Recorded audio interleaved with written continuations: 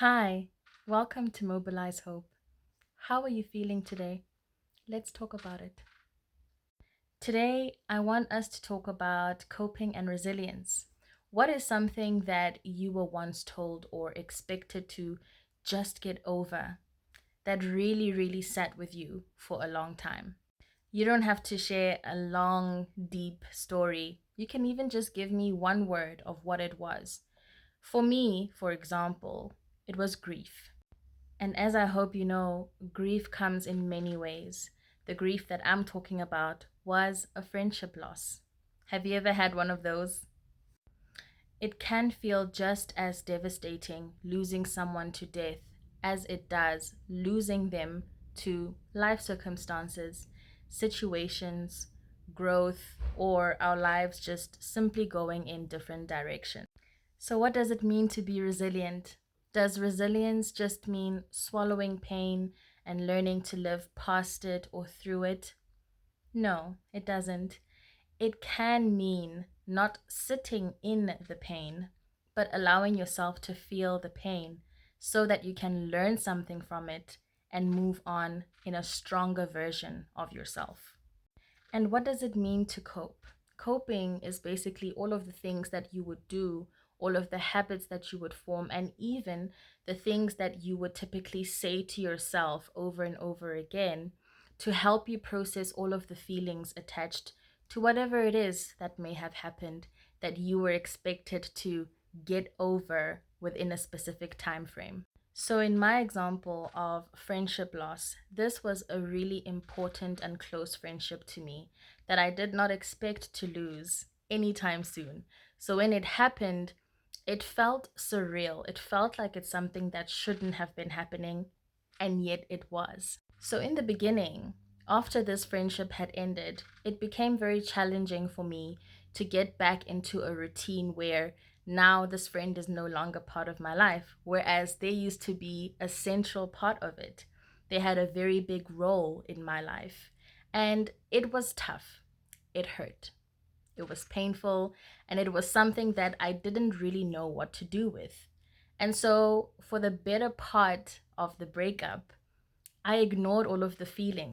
But when I did confront the feelings and I confided in other friends about what was happening and how best they think I should move forward, there was sort of a quiet expectation of me to move on at a certain point in time.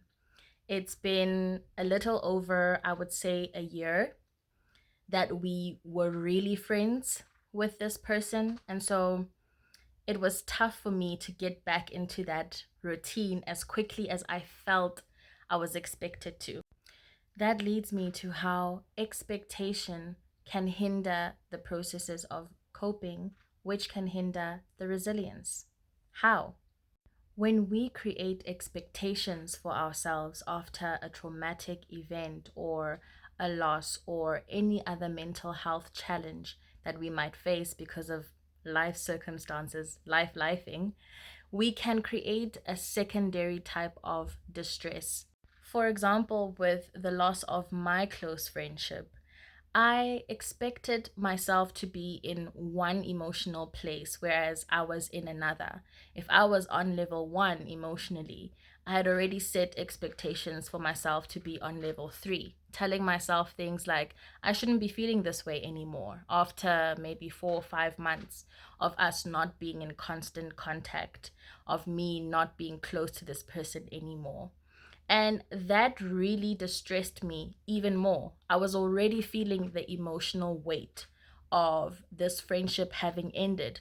So the expectations kept me from going through the process naturally. This was unfortunately a way of me invalidating my own feelings, hence preventing me from thinking about what coping mechanisms can I truly employ to help me through this loss. So, when the expectation doesn't match the reality, this is called cognitive dissonance. Your mind is in one place, whereas your life and the reality is in another place, stemming from whatever situation that you are facing. Another thing that setting these expectations of ourselves too soon or without processing our feelings first is that it makes us feel like we are failures. If I'm thinking to myself, well, I should be over this by now, other people have it worse, that makes me feel like I'm not doing enough or I'm not doing well. And what does that do?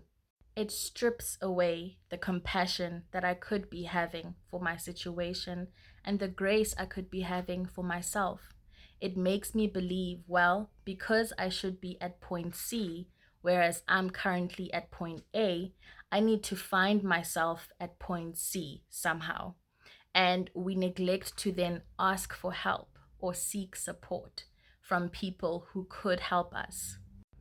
It makes us feel like we might be alone or we might even be burdensome to people when we keep talking about what has hurt us or the traumas that have affected us in one way or another. Another really good piece of advice I've once heard is that resilience requires permission to struggle, not the denial of it. And what does that mean? When you permit yourself to struggle, to be at point A, to struggle with point A, past the point that you thought or expected yourself to struggle through it, that allows you to be vulnerable enough to say, hey, I need help.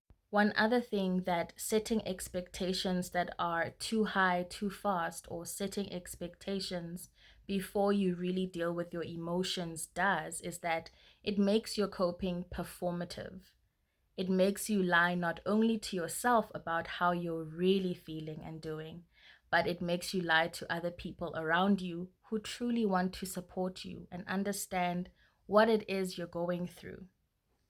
Now, for example, with me, I've been known to be the strong friend, but by whose measurements has that been a reality? Mostly, if I'm being honest, by my own.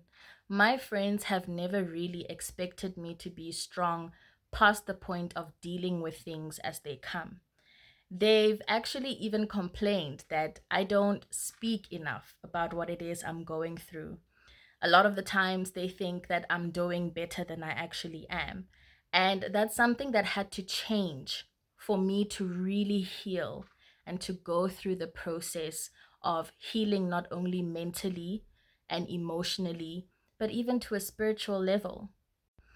And with your resilience, that sort of thinking limits you. It puts you in a box because you think this one way to cope that came from not truly addressing your emotions is the right or better way to cope because it doesn't bother people and it makes you look okay even if you're not okay, but it makes you rigid. Resilience is dynamic, it's supposed to be flexible. You're supposed to evolve with it so that when a similar or even completely different thing happens that challenges you, you can take that resilience that you learned from your previous challenges and you can adapt it to the situation at hand. Because life's problems will always be there, but they will never be the same.